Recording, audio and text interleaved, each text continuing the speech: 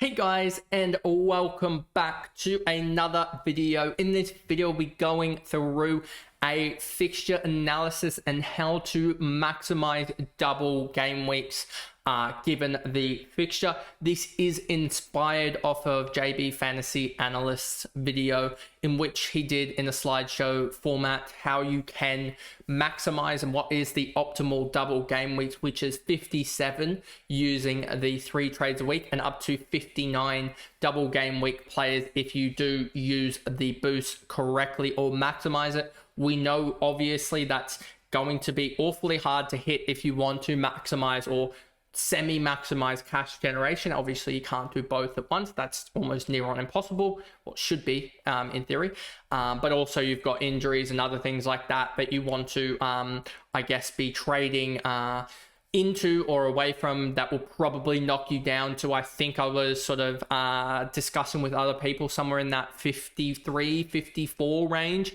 is where you really want to be hitting across the season. But anyway, just another big shout out to JB for this sort of laying the groundwork for this video here.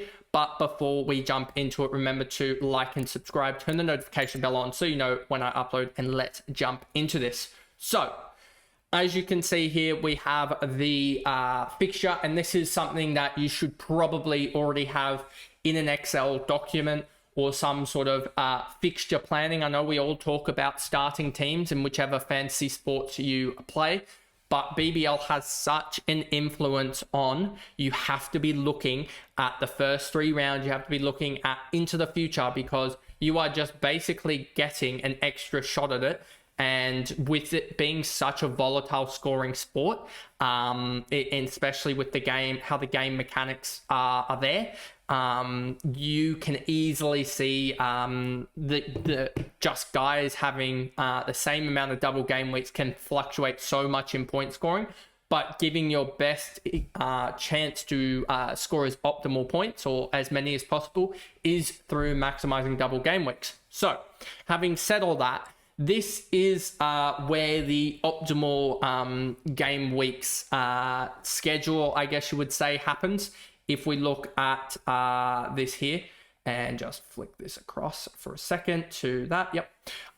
Then you have the likes of, we've got in week 1, obviously here are the players. Let's just do this there. So you got players, and then you get trades.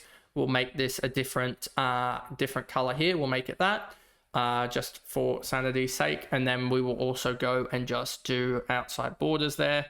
So you got that. So, and then we'll also just make this black. So there you go. So in round 1, you're going to have obviously 17 players. This is just a simple sum of everything there. And then that follows through the whole way through, showing that we still have the legal amount of players. So that's right. We can also, when I do edits and stuff like that, to show you how you can flick this around and everything, like I'll even discuss around this one here and how you can flick some things around here that could potentially help you out. Most of the time, I think actually looking at this for sanity's sake, you probably will use a boost here, and you will probably use a boost, I want to say, probably it's going to be here, potentially a user boost, or potentially you may even boost back-to-back weeks, or you may even just boost to get a cash generator, which will not necessarily be not a wise move, will necessarily maximize double game weeks, but it will increase your cash generation. But I do think somewhere in this 6-7 is probably round 6, round 7. I can't believe I walked into that one there. That'll be an optimal point for a boost. And then also you could probably boost in this round 9 if you still had it available to get that 5th Sydney Sixer player, because that could be taking a risk on someone like a Steve Smith in the back end. Could actually be optimal to have that boost in the back end there to really just get rid of a single game week player. That's probably unoptimal, like a batter only if you still somehow have them, or a bowler only, and get those all rounders in that are on the double rather than single game week players. So, and then we've got down here, you can see the trades. These are both different sets of me just trying to figure out the trades and double checking and triple checking stuff. So let's actually just delete this, delete that there. So that's all set up and well. So in round one, the optimal solution is to get up to 11 game week, double game week players, and it is a 7-4 split. I have seen scenarios where a 6-5 split works, and that 6-5 split probably naturally helps out with this, I guess this one here, and getting rid of, I guess, a Hobart Hurricane on the bye week there, and that's why I said one of the boosts could be used in this round 6 to get rid of that, and then you could also boost in this round 7 to potentially get it back. But I think either 6, 7, or 9 are going to be around where at least one boost will be used by me, just because it's skating around these bye weeks here for the double game week players the following week. But as I said, 6-5 or 7-4 are where the scenarios work for maximizing double game weeks in round 1. As we know, you only need 11 double game week players on each round, because they are, it is 11 of the best 12, your best 11 of 12 scores that count due to the flex. So that means if we actually take it into account and go 11 and then times that by, because you could, in technicality's sake, on each of these rounds somehow figure out a way, I should say, find out a way in each, in one of the rounds to have 11 on, and that can be done in every single round that you could possibly get up to 11. Obviously, you can't do it consecutively. So that would mean that the sum of the potential highest double game weeks is 99, and then you include the captaincy, which would be an extra one, I believe, because you'd have 11 players on the double, and then you'd have a captaincy score doubled again. So that would be 12 on the double each week, which if we just do this and put that across, and then we do equals this plus some of these scores here, you will see that it is going to be the 108 is the optimal score. Now, if I can just actually bring up this video here, I think he does talk about it here in this one, that there's an optimal score of like 108 or so should be it, but I could be wrong. 18 extra involvements, dropping out, 216 involvements, but we cannot achieve that. Yes, that is the 108 all added up there, because that's 108 multiplied by 2, which gives you the that 216 as we worked out there. That is the optimal scoring allotment. I'm thankful that I got that run right on camera there.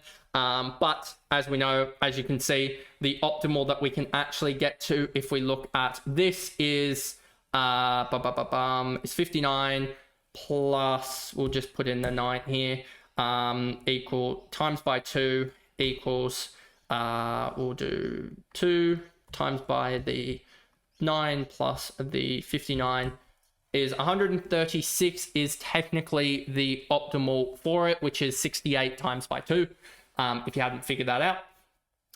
So yeah, really, we can't actually reach, we're 80 off, we're 40 double game weeks off or something of the optimal, just because of the limit of 3 trades per round. I think that would be therefore needing about 6 trades per round to maximize to get up to 11. Which even in that sense, if you think about it in terms of players scoring, you usually still have some single players that score more than double, so it wouldn't even be the point scoring optimal to get up to the 216 possible game week involvements. But anyway, now we get on to the actual, I guess, strategy or trading behind it. So obviously you can see here it's set up in a way in which you don't need to have access to any Adelaide Strikers players early on, or any Melbourne Renegades players, because they suck early on for fixturing because of this round 7 and round 8 bye. That's why you would have seen in my videos, I would have said, yeah, just stuff them off, they don't matter. So yeah, that's why you can just stuff them off, and yeah, they don't matter. And then Brisbane Heat, because they've got that early one. And this is something that I believe JB talks about in his video, is trying to get somewhere in the range of 3 to 4 And necessarily, I'm going to say it like this. You need, for this to work, to get optimal, you actually need 5 across both Melbourne Stars, Sydney Thunder, and Brisbane Heat. It's 5 across them that will get you the optimal scenario. I'm pretty sure, just working it out logically in my head. And I've gone for the 2 Brisbane Heat split, the 1 Melbourne Stars, the 1 one per scorcher. That's just a common thread. It doesn't take a genius to figure out who that will be for most of us. And then 2 Sydney Thunder players, because I think there's an obvious 2, which you'll not see in my team that I've got loaded up that I'll show you in a second, because I don't want to give away some secrets just yet. But yeah, 7 and 4 from the Hurricanes and the Sixers to get up to that magical number 11. And then in round 2, now this is where chaos can happen. And the optimal scenario is to keep all 7 Hobart Hurricanes. And if we think about that and go over to this video here, you'll see Jordan, Meredith, Ellis, Ahmed, David, Owen, and McDermott. Now, we'll say one thing. It doesn't say you have to play all 7. And that's probably what's confusing a little bit me and making me feel like a little bit jittery about having still 7 players from the one side.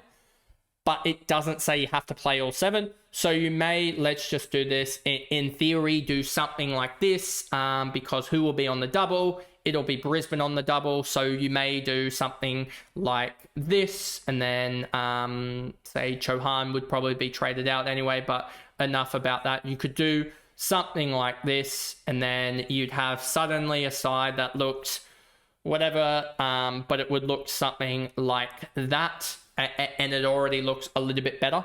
So this is the side that I've sort of created that gives you an optimal 17. I don't think I changed much in terms of the actual 11 that are on field, other than I think Moses Henriquez to hide a couple things there. But yeah, and changed some of the Thunder players there to show that.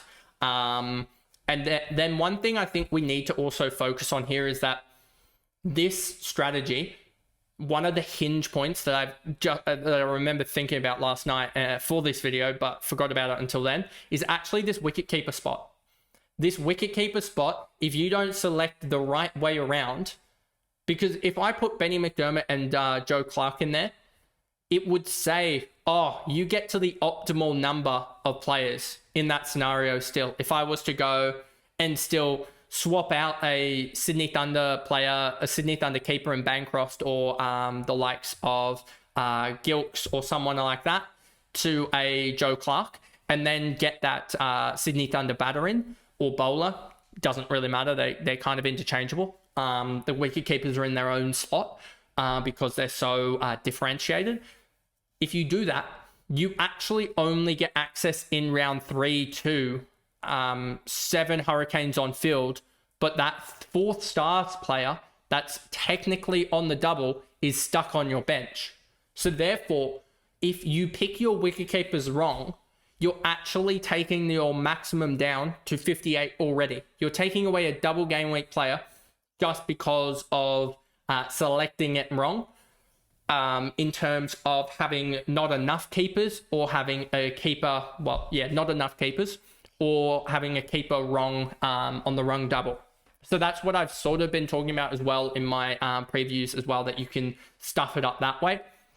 But and that's why I do think a Sydney Thunder keeper could actually be optimal, and then you trade them out in some way, shape or form, or you hold them throughout the double in the doubles to help that out there, as they could potentially just be someone that you hold throughout, or you potentially use a boost to get rid of them to get onto a different double or something of that regard there. You could potentially load up on you could potentially trade a Sydney Thunder keeper to the likes of a Perth Scorcher keeper in response to getting that double in there, because that boost is still, you're getting that player not immediately on the double, but you're getting that player in the future on the double. So yeah, that could be the optimal way to do it. So yeah, that's a way that you could optimally get up to the 57 plus 2, 59. I'm actually just thinking, if you were to trade that player, sit another player on the bench, and then get that extra double in that round there? Could you actually get another boosted, because they have access to 2 doublers in that time? Could you get access to actually 59 plus 2? But I'd have to do some extra math on that to figure that out, just in terms of the boosted players there. Because if you say, oh, I'm going to boost out of, let's just do this optimally, and this is where you get this needing to see the 17 players. But say you use that boost there, that's 1 down here, 3 down there, so that's an extra player.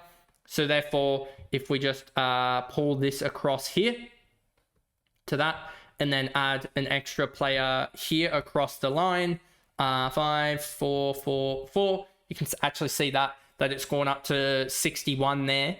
If you use that boost on this player and hold them through the bye, then you get that extra boost there. And then therefore, in the same sense, because you've got 2 doubles here, if you were to use a boost here, because you can, and go, I want to have 5 here, 5 here, 2 here, and then 5 here. And then all we got to do is take away 1. Let's just say, for the sake of things, we take away one of the Melbourne Stars players. Is it? Yes, one of the Melbourne Stars players, and go like that. I believe we're down to 17 on each, and you get up to 63. So using the boosts actually effectively and holding an extra player on the bench, you can actually get up to 61. So scrap that all. The optimal maximum double game weeks you can get of using the boost is 61, from what I can just see here. I believe, without going into too much, unless I'm even just thinking now, would you get an extra double gamer if you went to 8 here? So technically, I think I'm completely wrong about this, in which you can actually get, because they have access to 3 double game weeks here. If we do this and let's just say this 3, and then this would be another one here, and then we got to get rid of a 6, but that 6er then comes back in these games to cut us off. So that doesn't work. So that, yes. So I was right in saying that this is the optimal strategy. And what I'm saying in my head here is, because if we go up to 8 for these ones, we gain a double game week player in this and this in round 1 and round 3, and we lose one obviously in the round 1. So we'd technically go up to 64 in the meantime, but then we'd lose one here, gain one here, and lose one here. So we'd lose in round 6, gain in round 7, lose in round 9, and that just simplifies it out to a 61 plus 2, 63 maximum. So that's actually interesting that you can get to 144 double game week involvements from just using the optimal boost, in which it would be a boost in this round here. I'm going to actually highlight this in a different color. Let's highlight it in, just thinking about a color that's not really used. And then also in round, so we used it in round, here we go. We used it in round 3. So these are the 2 optimal rounds, apparently, if you want to maximize double game weeks. And yes, because I'm optimizing it because of the 6s and the stars having 2 doubles, I believe, in that time frame, or even a Hobart Hurricane, but you're not going to stack up 8 on a team. But yeah, using another double, but that gets us up to 12. So that doesn't work either. So yeah. So you can't actually do that, which is interesting. But one thing you can actually do, just looking at this, to still use the, no, that doesn't work either, because you'd still lose one there. So yeah, that actually, looking at this, I don't think that works. This double doesn't work because it clashes with this, and you get up to 12, which doesn't work. However, if I'm right in saying this, I'm just looking inside in my head here. If we go down to 6, this goes down to 4, 4, 3, 3 again, and 0. and then we add one in totality to the sixes across their games here to get it up here. And let's just look at this here. Let's look at this. Then we still get to that optimal number. 6 and 5. 6 and 5 here. 3 and 3. Yeah. So that is optimal there.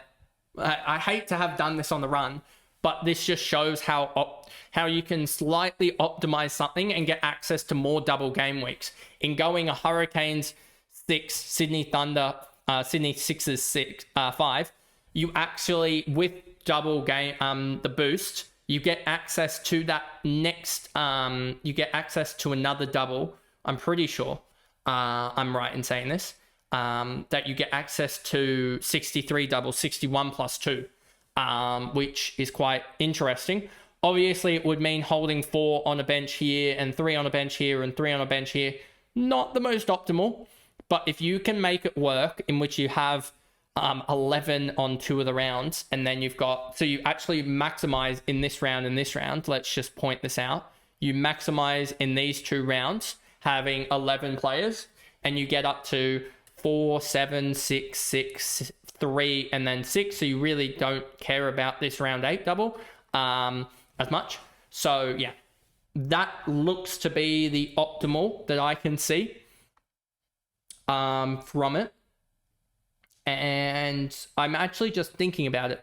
If you technically wanted to, and this is where you get to the point of like holding immense amount of players through the bye, you could technically speaking do this. And it wouldn't matter. So you technically get up to 65.